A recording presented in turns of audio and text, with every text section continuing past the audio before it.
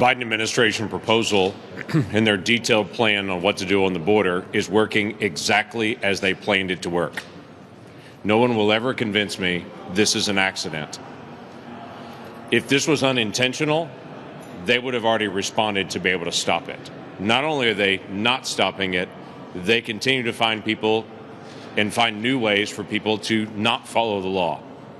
Their plan for the border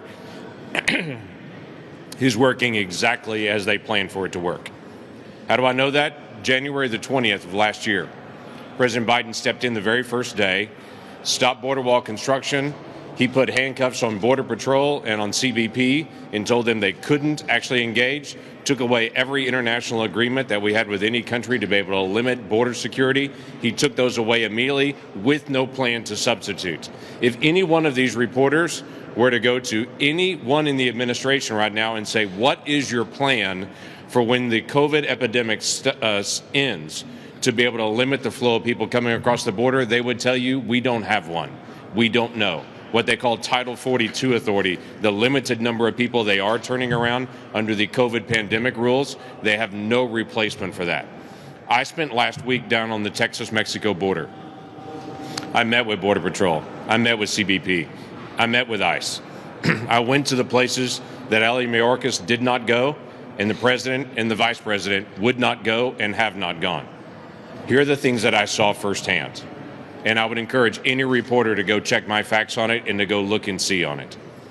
What I saw firsthand was a large-scale facility that they have set up for the MPP, the Remain in Mexico program. They're doing that because the federal courts have ordered them to reinstate that policy. That building is empty. So far that they had evaluated 60 people that might be eligible for it, but as they went through the review process, they excused 57 of those and only were running 3 people through it. 3. That was last week in Brownsville, Texas. I'd encourage anyone to go look at that facility. The federal taxpayers are paying millions of dollars for a decorative item so the Biden administration can tell the courts we're implementing MPP but not actually doing it.